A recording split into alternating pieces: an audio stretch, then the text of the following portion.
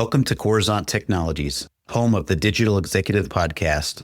Do you work in emerging tech, working on something innovative, maybe an entrepreneur?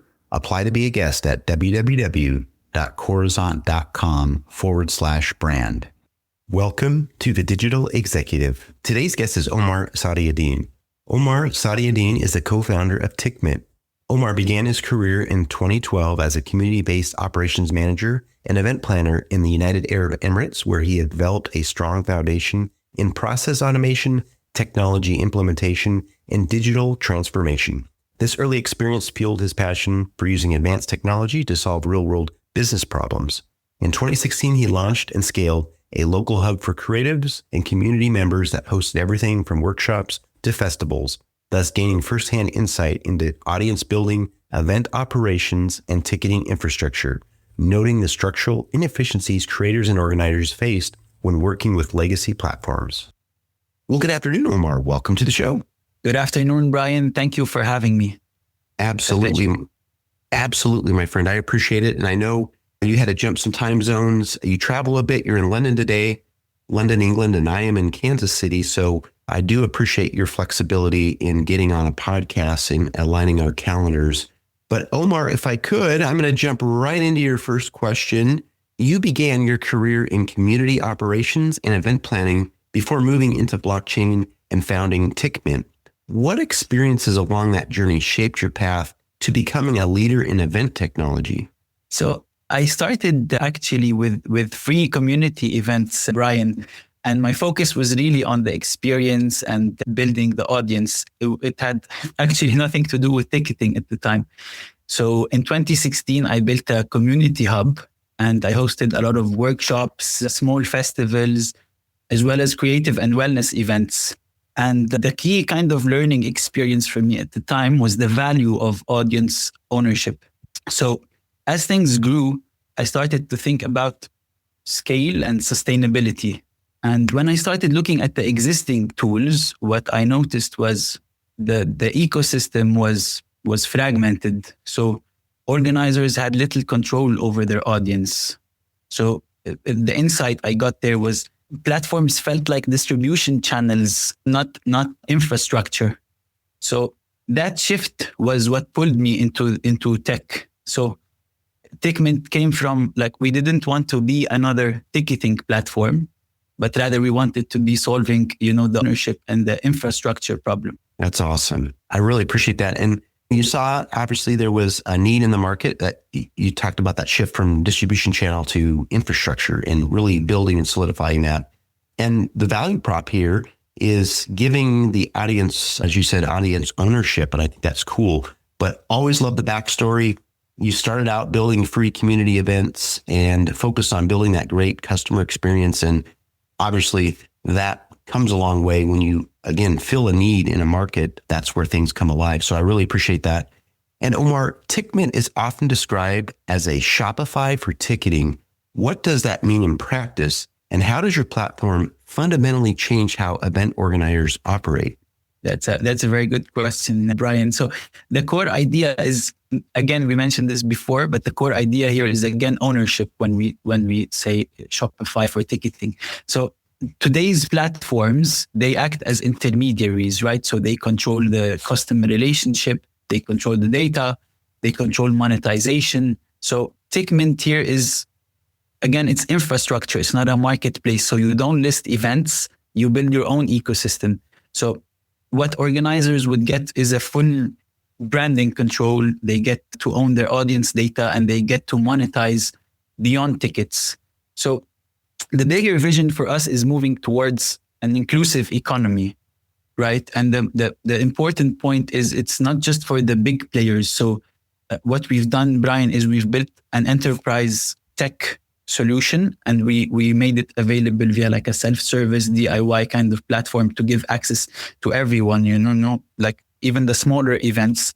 So it works for small workshops, community events, conferences, and all the way up to larger venues and larger enterprise clients, right holders, music festivals, and so forth.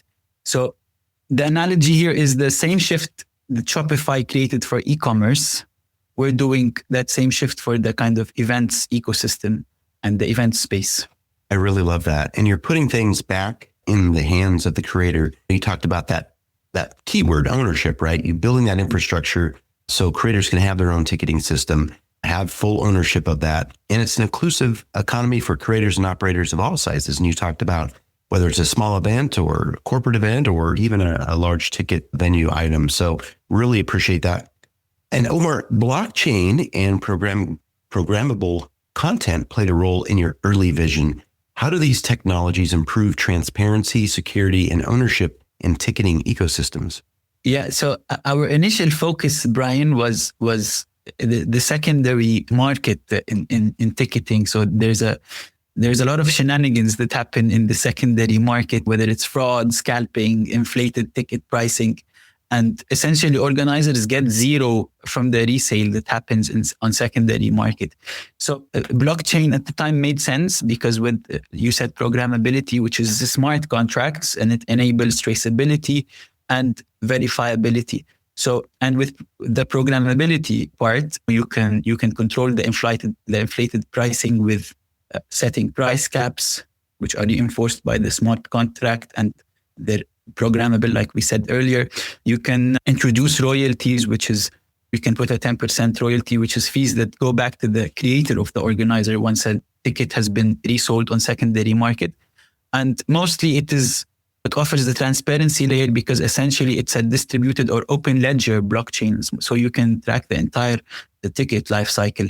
So, but when we started building all of that, the key realization we arrived at is that technology isn't enough, right? Timing matters. So after we spoke to many, like hundreds of organizers and stakeholders in the industry, what we realized is that although secondary market was a real problem, it wasn't their top priority. So what actually was needed first and on a priority was better infrastructure, more flexibility, and more control. So we didn't really pivot. We just sequenced, or we reprioritized our roadmap items just to kind of prioritize the market requirements. So today we've built a better version of our blockchain secondary market, and our core focus now is on the primary needs first, which is the Shopify for ticketing, which we spoke about earlier. And I mean, we've built a very modular architecture. It's like a multi-tenancy architecture that enables us to plug that secondary market back into our infrastructure whenever the market is ready for it. So that's what we've done with the blockchain and the background of blockchain technology. That's awesome. Really appreciate that. I'm a big fan of blockchain. Our publication's built on blockchain as well. We have a lot of people creators and founders in the blockchain space, Web3, that have been on the podcast. So I love that whenever we get that opportunity to have discussions around blockchain. But I like what you're doing here. Obviously, there's a lot of ticket scalping, as you know, secondary markets. There's a lot of ways that a lot of money's lost in some ways, and also some people they lose money in these situations. But using blockchain smart contracts, you can use programmable features like setting the pricing, controlling royalties, having that transparency of blockchain's digital ledger, which I really like. Just love the fact that you're leveraging this technology to really level that playing field and making it a fair marketplace for everybody. So thank you. And last question of the day, Omar, as we look ahead to the future, how do you see the future of ticketing and live event infrastructure evolving? And what role will platforms like Tikmin play in shaping that ecosystem?